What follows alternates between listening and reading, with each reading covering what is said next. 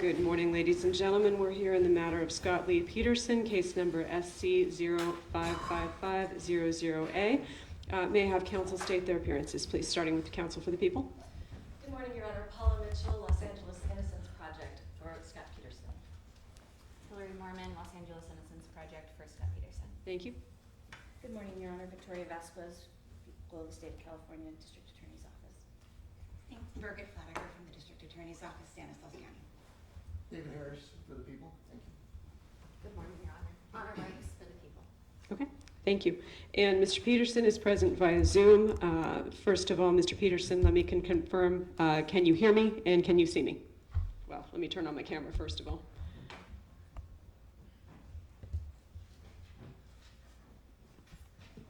And we will unmute.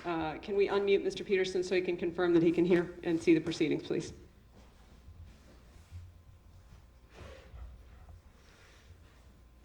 Mr. Peterson appears to still be muted. Can somebody at the Mule Creek's end please unmute so that we can confirm that he can both see and hear?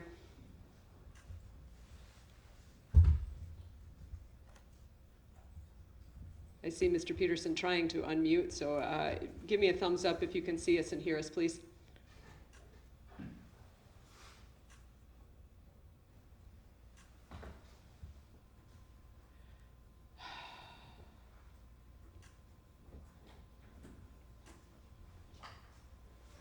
Do we have the number from Mule Creek, and can we call somebody and see if they can?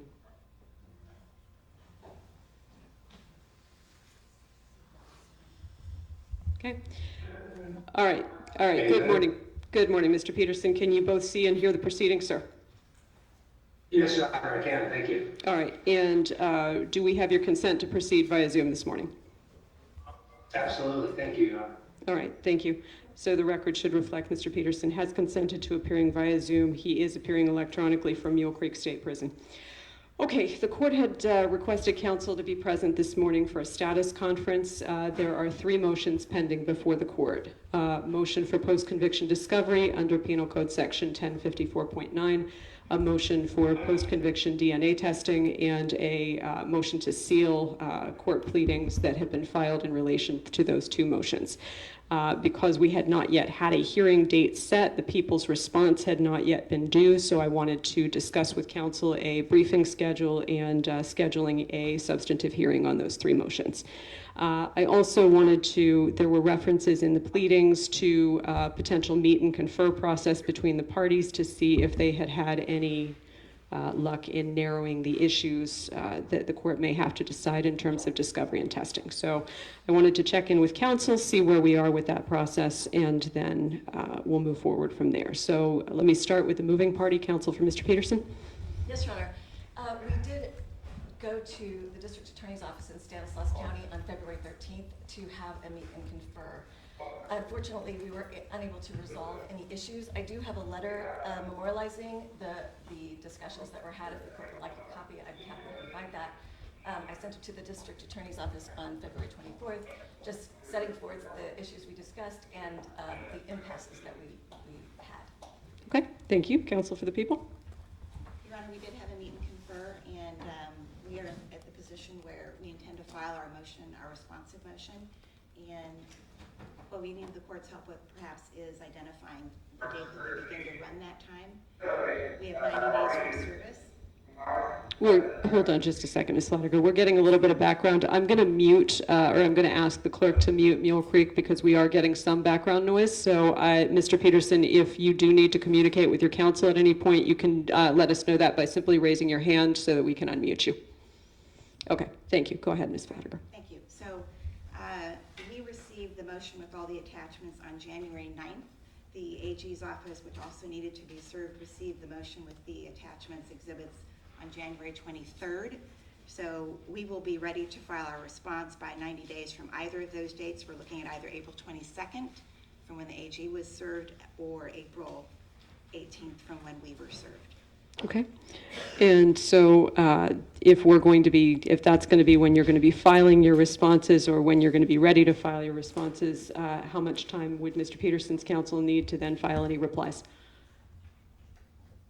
Your Honor, we would ask for 2 weeks. Okay.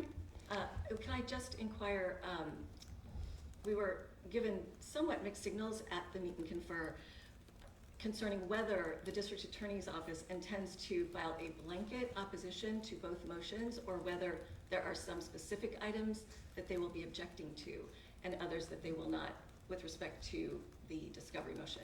So if the court could inquire whether they intend to file a blanket motion opposing all requests, or if it's with respect to certain items, perhaps we could begin receiving the items that they are not objecting to. I mean, I would expect that that council could handle that in the meet and confer process. So the people are entitled to an opportunity to respond. They can decide what the scope of their response is going to be. If you're going to need 2 weeks to respond to that, then I will set a hearing that contemplates that you will have time to file a reply, and I will have time to read all of the pleadings before we have the hearing. So let's see. If the people are looking at being ready to file their responsive pleadings by the 22nd of April, and council's going to need at least 2 weeks for the reply, then that would put us with a briefing finishing somewhere around May 6th. So we would be looking at a hearing. I'd like at least 2 weeks to review the last of the pleadings, so somewhere on or after the 20th of May. Your Honor, if I might, Yes. in terms of the timing of our response, I was speaking specifically about the DNA motion. Mhm. That we'll be ready to respond to that on that date. Okay. And then we would ask for an opportunity to file a response to the discovery motion as well, and we would ask 90 days from the date we file the DNA motion to respond to the discovery motion. Is there a reason that you need an additional 90 days beyond for the discovery motion, or why they can't go in parallel, Ms. Vladecker? Yes, Or Your Mr. Honor. Harris? Yes. As the court may have already seen in the pleadings, the defense pleadings in this particular case, specifically for the DNA motion, is 142 pages of pleadings, plus over 880 pages of exhibits that are attached. The exhibits came to us later than the initial pleadings, and so that's been one of the delays for us, having to go through each of those particular exhibits. The statute for the DNA motion does have a 90-day deadline.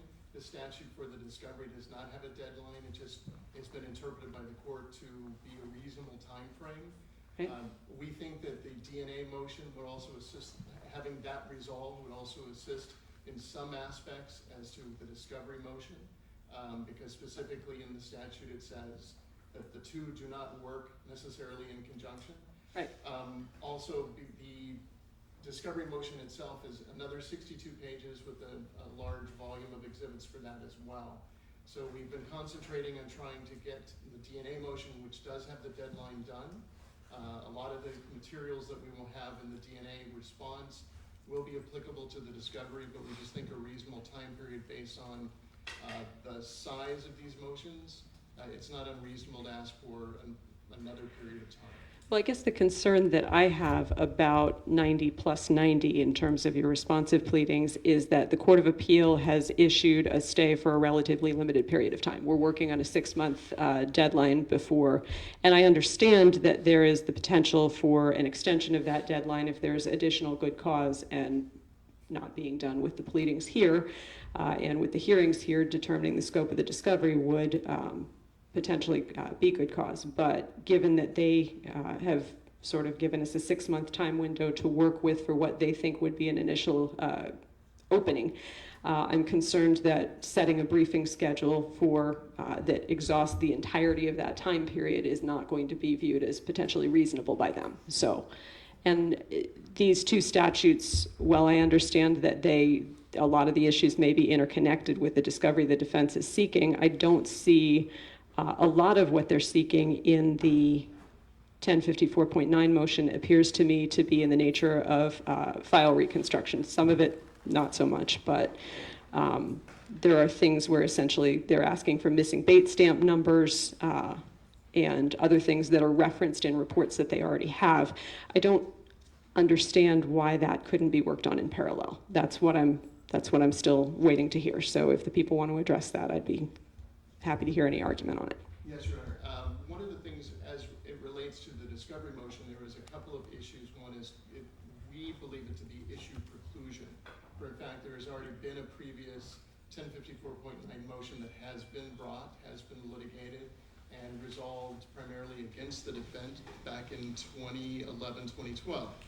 So because of that, we have to go back and we have to call out what has previously been dealt with, and that's requiring us, again, to go back through things that are not necessarily in their materials, but it's in the court record.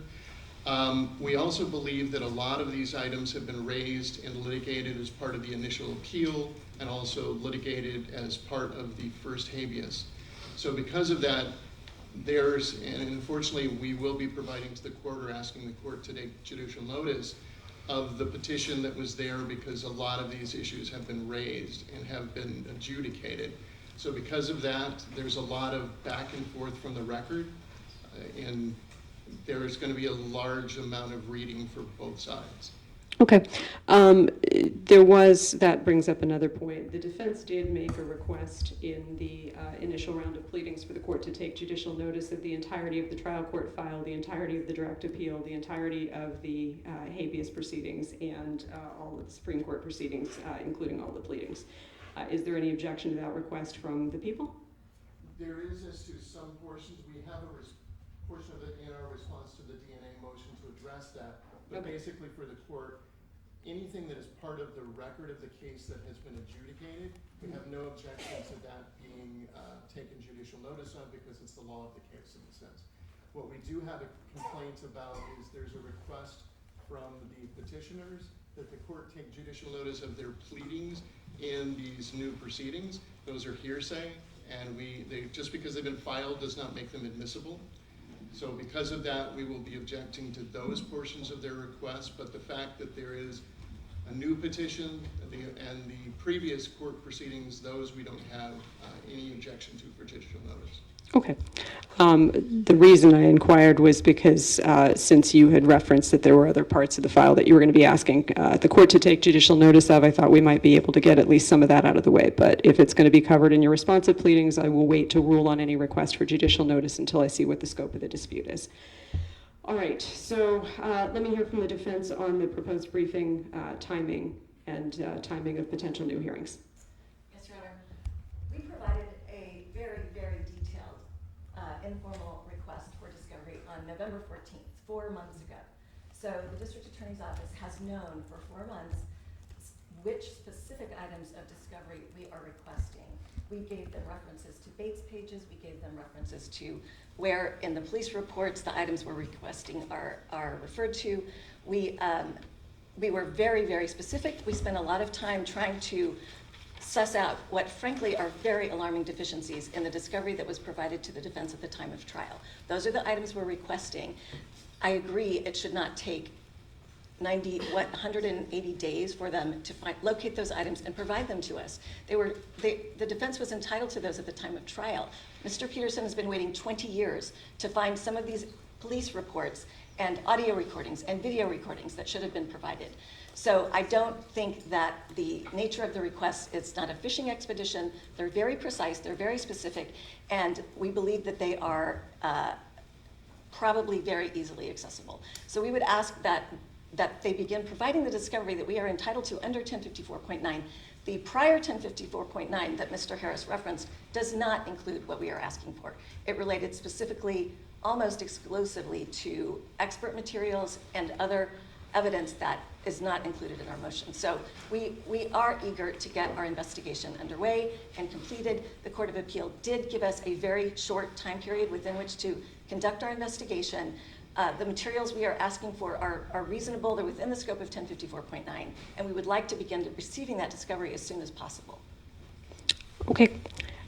So in terms of briefing schedule, the court is prepared to accept the proposal by the district attorney as far as the DNA testing motion is going. And so the response for the responsive pleadings on the DNA motion will be due no later than close of business, filed and served by April 22nd. Given the timetable that was contemplated by the Court of Appeal and the fact that essentially the discovery request was made prior to this motion being filed and prior to the Court of Appeal issuing their stay on the proceedings to allow these issues to be litigated in the trial court, I am inclined to agree with the defense that a request for an additional 90 days beyond the briefing on the 1054 issues is too long, given the timetable that the Court of Appeal has given us. I'll In terms of the briefing for the 1054.9, because the requests are extensive, it's a 62-page discovery letter with a number of subparts. Some of it is specifically identified by missing bait stamp numbers, but some of it is broader than that. So the court is inclined to go about 30 days beyond the briefing deadline on the DNA motion. And so if I'm looking at roughly the end of May for the 1054.9 reply, could you have it done on or before the 20th of May? Yes, Your Honor. Okay, so May 20th will be the briefing deadline for the 1054.9.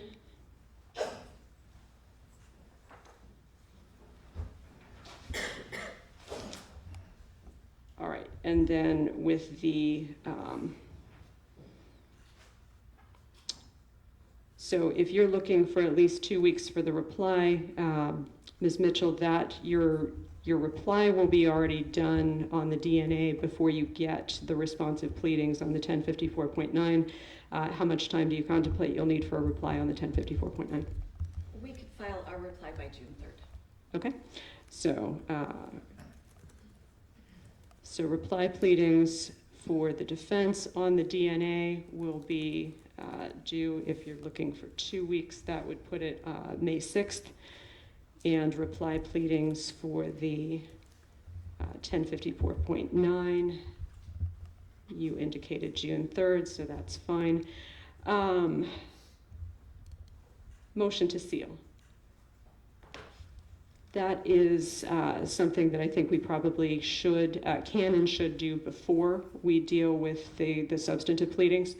And so I did not see a responsive pleading on the motion to seal. How much time do the people think that they would need on a responsive pleading to the motion to seal? The only issue that we have as to the motion to seal, and this is why we have not filed something, is the documents in question that are being requested. The people have never been provided with an unredacted copy of those reports. We still do not know who these witnesses are. They're anonymous to us. So we're asking the court to order the petitioner to turn those over to us before we can actually decide one way or the other. But it's the people's position is we probably won't be objecting to the motion to seal based on what's alleged once we have that information. Okay. Ms. Mitchell? Your Honor, the identity of the witnesses whose names are redacted in the declarations that Mr. Harris is referring to have stated that they are fearful of retaliation by the Modesto Police Department if their names become known, and have asked that their names remain sealed. I would request that we perhaps have a conference in chambers to discuss this issue. It's sensitive to our ongoing investigation. There are a number of other witnesses who we have been investigating who are in a similar situation. Okay. Well, all I'm asking for essentially is a briefing schedule for the motion to seal. And there's a procedure that's set forth in the rules of court for a motion to seal in terms of lodging a pleading with the court that is the proposed sealing and the narrowly tailored nature of it, and serving it on the opposing party. It appears that that actually hasn't been done in this case. All of the pleadings that were filed were essentially filed publicly, but with the redactions that you are proposing. So in terms of the procedure for the motion to seal, it is, I would say, somewhat unusual given the rules of court. And I anticipate that the parties will not be the only ones who want to be heard on the issue of the motion to seal, given the nature of the case. So let's set a briefing schedule. I'm not going to make any specific orders, and whether or not the motion is compliant with the rules of court and the proposed redactions are within the nature of the rules of court is something I'm going to rule on at the time of the motion, not now when I have one motion, not a response, and not all the pleadings that I anticipate that I'm going to get on it.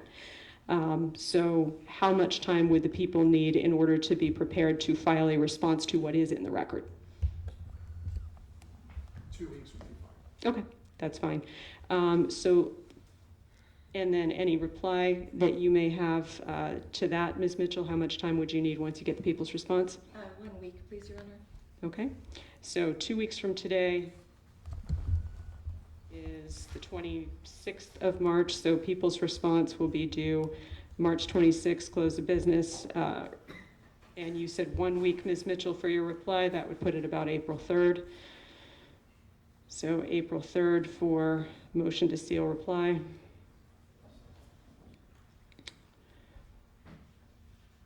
And we will need to set, let's set a hearing date on the motion to seal, and then hearing dates on the DNA and the 1054.9. The hearing date on the motion to seal can be earlier, so that'll be, we'll do that first. Proposals from council if we're looking at April 3rd for the close of briefing, and the court is going to take, the court will need about a week to review on the motion to seal. So anytime after April 15th is fine. What's council's preference?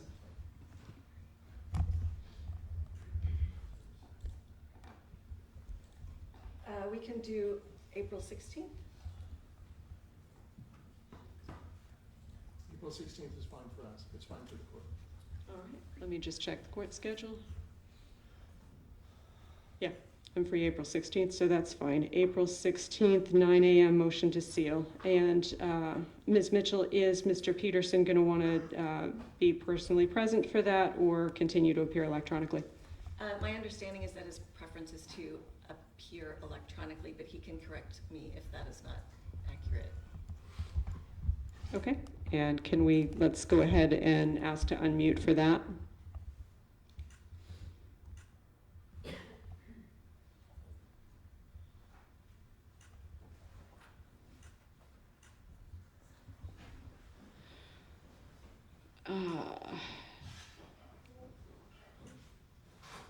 Still muted.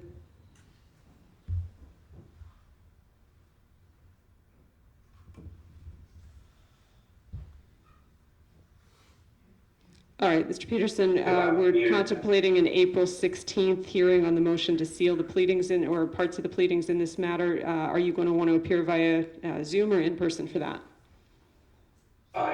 Zoom is fine, thank you, Your Honor. Okay, thank you. Then, for hearing dates on the DNA motion and the 1054.9, what's the party's preference in terms of hearing those together or separately? Your Honor, we would prefer to have the DNA issue resolved as soon as possible so that if there is going to be testing ordered, we can get that started. Okay, people? We don't know what's going on. Okay, that's fine. So if the briefing on the DNA motion is going to be completed by May 6th, then, and if I need a couple of weeks to read the pleadings, then we're looking at the last week of May. So any preference by council during the week of May 27th for the hearing on the DNA motion, and what is the time estimated necessary for that argument? We can be available May 28th, Tuesday, May 28th. That is the day after Memorial Day, so I don't know if that's going to cause travel problems or any issues for the court's calendar. I don't have any plans on Memorial Day, but if council do and they would prefer to go to the 29th or sometime later in the week, that's fine. 29th is fine with you. Okay, and do we think it'll be anything more than a full day? Don't think it should be more than a full day. Ms. Mitchell? Having not seen their opposition, I can't say, but I would hope not more than a day. Okay, we'll block off a full day for it, so, and it may not take that long, but we'll be prepared if it does. May 29th at 9 a.m. for the DNA testing motion. Then the 1050, oh, and so in terms of the DNA testing motion, Ms. Mitchell, do you know if Mr. Peterson has a preference in terms of Zoom or personal appearance? I believe his preference is Zoom. Is that correct, Mr. Peterson? Yes, Your Honor. Okay, so that'll be via Zoom. Okay, and then we'll need to schedule the 1054.9 hearing. If the briefing is going to close on that on June 3rd, then we will need, if the court needs, that is going to run into some travel plans that I have, and I'm going to need to step off the bench briefly to confirm exactly when I'm returning because it's an extensive absence in June. So let me step off the bench briefly, consult my calendar, and let you know after essentially when I'm going to be returning and when I will be available for that, and then we'll discuss dates. So we'll take a brief recess.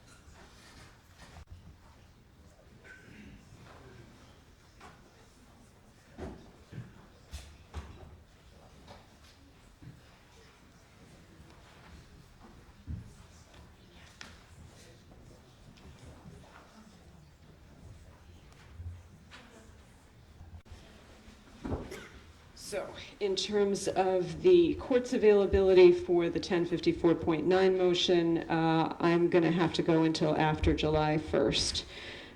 So, counsel, I'm looking at sometime during, if I'm going to be reading the pleadings after I return, I'm going to be looking at sometime during the week of July 15th.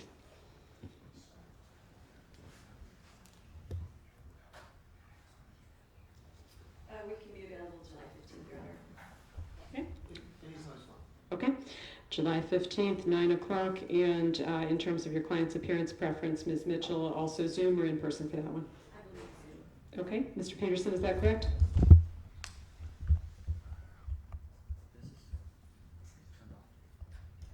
Still muted.